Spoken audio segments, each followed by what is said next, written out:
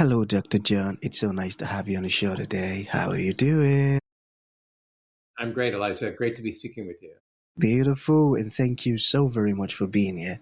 You see, I truly appreciate you. And you see, Dr. John, oftentimes I love to thank my guest for two things. And I do this so often to the point where it has become my anthem. So, firstly, Dr. John, I want to say thank you so very much for investing in yourself. You see, you are on this platform right now because you did invested in yourself. And oftentimes, Doctor, I love to make reference to the amazing mango tree. You see, some couple of months back, I was on a particular road, and just by the roadside, Doctor, there was this very tall, unattractive mango tree. And I use the word unattractive because the mango tree's got no mangoes on it, and the leaves are all dry. So I just walked past it and I went my way. But you see, Dr. John, just recently I was on that same road. And this time around, a lot's changed about the mango tree, you see. The mango tree caught my attention pretty good from a distance. And immediately I got the urge to move so close to it, of which I did. And it wowed me. Because now the mango tree's got a lot of mangoes on it, beautiful green leaves and healthy branches. And not just mangoes now, Doctor. I'm talking about ripe mangoes. It was such a lovely experience that day, and I was so, so excited. Here is my point. The fact that you dedicated your time, energy, and resources to becoming the amazing Dr. John that you are today, that alone has made it impossible for me to say nope to you. And getting to read a little bit about you, the beautiful stuff that you're doing, I found this stuff very inspiring and beautiful. So I've got to say thank you so very much for doing that yourself. And secondly, thank you for being here. I truly appreciate you, Doctor. Thank you. Actually, Beautiful. Elijah, I grow mangoes Yeah. too. I grow mangoes here in Santa Barbara. Really? I love that. I love that. And Amazing. it is true that we're not tropical, or I know you're in Nigeria, that we don't grow them natively in Santa Barbara. But Mm, with the right care and the right attention and the right water supply and nutrition, by feeding the soil, we find that you actually can produce mangoes here from a tree that mm, might otherwise dry and not healthy if you work on improving the soil. So when mm, we on our organic farm here think about growing tropicals, particularly mangoes and papayas and cherimoyas, all of which we do grow, and lots of different types of guavas, we think about how can we feed the soil? How can we make the soil stronger, more nutritious, more resilient, more resistant to disease, more retentive of nutrients, more nourished? And that is actually a kind of biologic approach to farming, where we add biology to the soil rather than simply adding chemicals, nitrogen and phosphorus and potassium and other micronutrients, which is the traditional chemical approach to farming here in the United States and many industrialized countries. And that same thing is true for our brains and how we nurture our bodies and our minds with important, not just information, but natural inputs. We need 15 minutes of sunlight in the morning to tell our master clock in our brains that it's time to have a cortisol awakening response and help our coffee work better. And it sets the evening expectation in the body for producing melatonin, which is the hormone that allows you to begin to go to sleep. And when we nourish our bodies in this way by getting morning sunlight, first thing in the morning, within 90 minutes of awakening, we not just set the tone for the whole day, but we actually set the body's clock, the main clock in the body And all organ clocks that are in our kidneys, our liver, our heart, our intestines, all the organs also have clocks that run as a way of calibrating their function and a way of repairing themselves. So we feed the soil when we grow mangoes, and we feed our bodies and minds when we get morning sun. That's one of the easy things to do that I write about in Indoor Epidemic, which is not yet Wow. available, I think, but is Dear, going to be available in next spring. that sounds like a powerful book already. And the fact that you took my analogy on a deeper level, I love that. That's a beautiful word.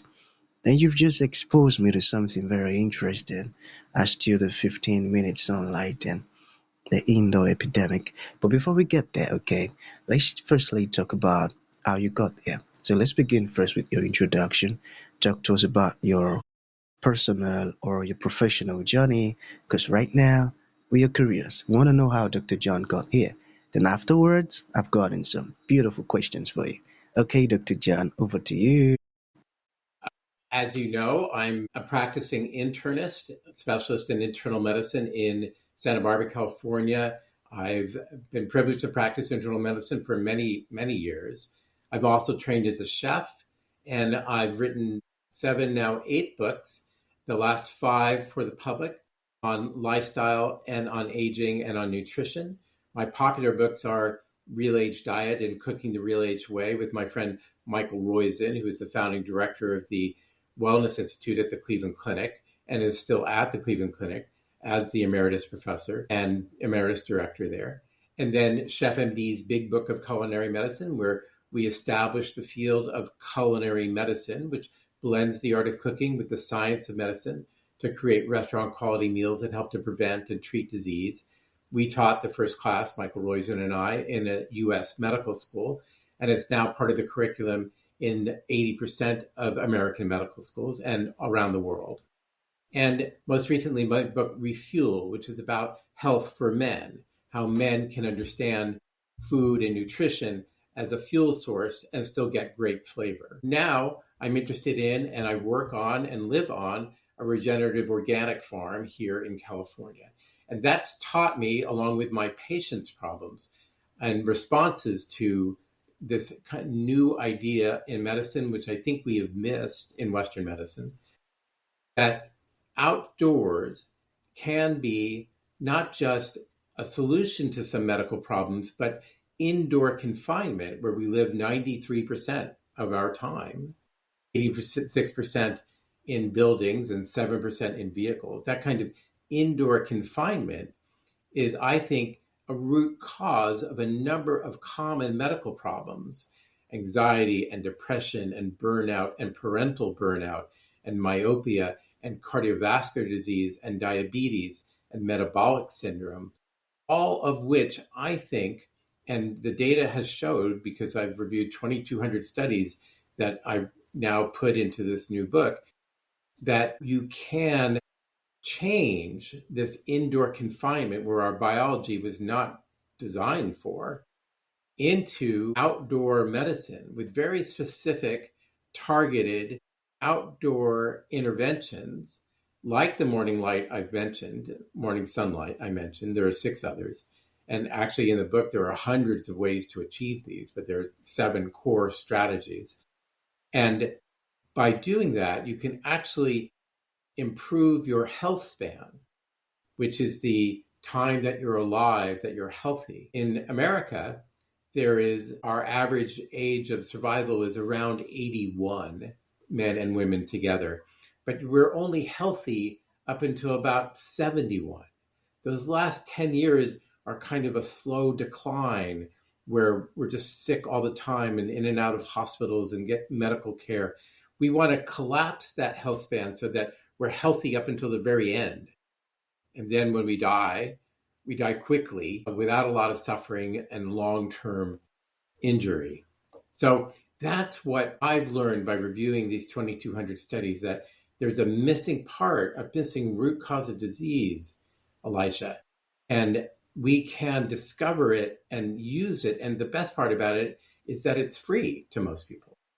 And thank you so very much for all that you're doing. So there is this part that I'm curious about. So what is the 7% solution? Can you talk to us about that? I can. The 7% solution is the amount of time that we already spend outdoors. I mentioned that we spend 93% of our time indoors, but 7% of our time in the United States, we spend outdoors. That's about 12 hours a week. If we repurpose just 3 to 5 hours of that 12 hours a week into specific targeted interventions where we spend time outside deliberately for our health, that turns into so I mentioned morning light. The 7% solution ought to include that every day.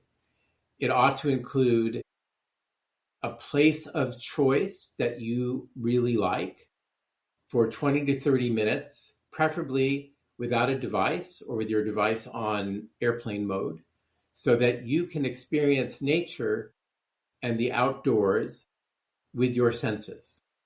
When you were observing that mango tree, you saw that it was dry, that the leaves were crackly, that it was Mm, unnourished, that you'd eaten unattractive. That's a sensory assessment. And we mm. experience nature by listening, by touching, by seeing, by smelling, and by tasting. They're all in your face. So the 7% solution relies on you using 20 to 30 minutes a day, 3 times a week, in a place of choice near something green or something blue, water, to lower your cortisol level, your stress hormone level, by 21% and reduce the inflammation in your body so that Hmm. you're able to respond to medical problems and challenges better and have a more centered existence. Wow, this is so beautiful to know. I tell you, and thank you so very much for sharing it. Is burnout connected to, I'm sorry, Yeah, is it connected indoor? to indoor living, like staying indoor all the time? That's right. I think it is. I think that our biology is a mismatch for our four walls. And what happens in burnout is not a personal failure. A lot of people think it's just too much work and I'm too stressed. It may be true that it is too much work and too stressed, but that's not really why burnout occurs, in my opinion. In my opinion, it occurs because your biology was not built to be indoors all the time. And in many buildings in America, especially, and in other parts of the world, there is not just a sense of confinement, but also no window, literally, to the outdoors. And carbon dioxide levels rise to 1,000 parts per million or more, and that reduces cognitive thinking and cognitive performance by about 15%. So that high CO2 level inside reduces cognitive performance. The sense of enclosure without any correspondence with natural rhythms also is an environmental mismatch for our bodies. And that's manifested not just in work performance, but also in the ability to respond to any sorts of challenges. And we can Hmm. and actually have fixed that with some companies that have taken a specific program that we designed using houseplants, using deliberate time outside during work, and using text messages to try to identify ways that people can connect with more natural inputs, even while at work, to try to disrupt that cycle of burnout that can spiral so many people. Mm-hmm. I got it. I got it. So, what is outdoor RX? Got that? Yes, Outdoor RX is my program described in Indoor Epidemic that gives the 7 steps for recovering from the indoor epidemic. It includes, as I've mentioned, morning light, a specific natural um, location that you like, that you want to go to 20 or 30 minutes 3 times a week to lower your cortisol level. It includes a gardening effort. In the United States, about 70 million people say that they're gardeners. And around the world, many people are gardeners. And that's a powerful way to not just connect with nature, but also to grow your own food, to know what goes in your food, to have your hands in the soil. Many people don't know that there's a bacterium in the soil called Mycobacteria vacci, which helps to produce serotonin and dopamine, improving mood and stabilizing performance. And gardening, I think, is a powerful thing, whether it's in a window box on a windowsill, whether it's a plant on your kitchen table, whether it's a quarter acre in your backyard, whether it's a common community gardening plot that you lease, and or whether it's part of the healthcare system, like it is in an allotment in the UK, for example, and for which there's competition because it's so popular and needed. So Outdoor Rx includes these therapies and 4 others, plus 100 other little ways to achieve them, because people need an easy way in. A lot of people are not familiar with outdoors. It feels safer to be indoors. But the paradox is that it's actually safer to be outdoors and it's better for your health. It's better for their health. I got that. So, can small changes really make a difference? But they can make a big difference. Mm, Small changes can make a big difference. And it only starts with a small change. No one is telling anybody to go outside and live there or camp outside as your home. You don't need to do that. And you mm. don't need to go to the Sahara or the Pacific Ocean or the United States, the Grand Canyon, to experience nature. I mean, nature is as close as the leaves in your salad. It's the Yeah, wind that ruffles your curtains. It's the dog at your feet. It's uh, the succulent on your kitchen table.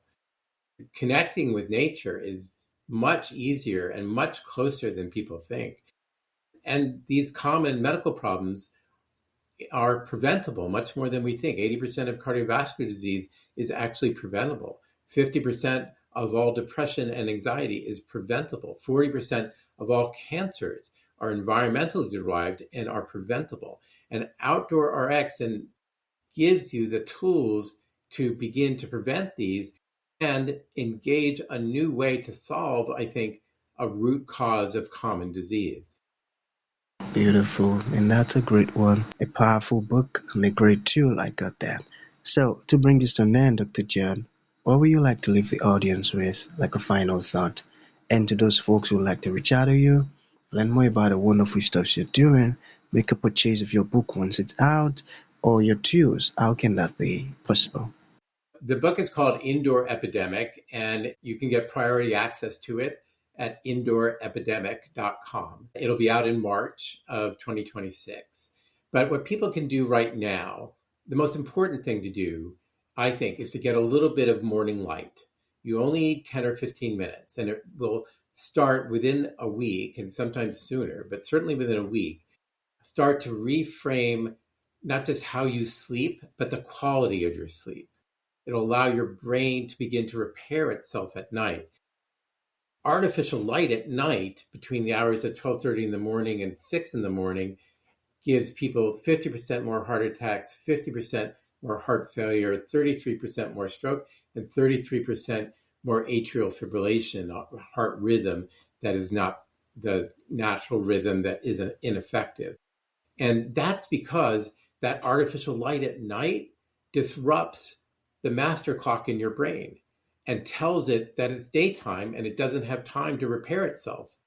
And does the same thing for the heart. The heart doesn't get to repair itself at night, which it normally does, if you don't get deep sleep. And deep sleep is the very first part of the sleep cycles, and it's brought on by getting that morning sunlight first, because that tells your brain and your heart and the rest of organs and body that you're going to repair yourself at night and come back more refreshed the next morning.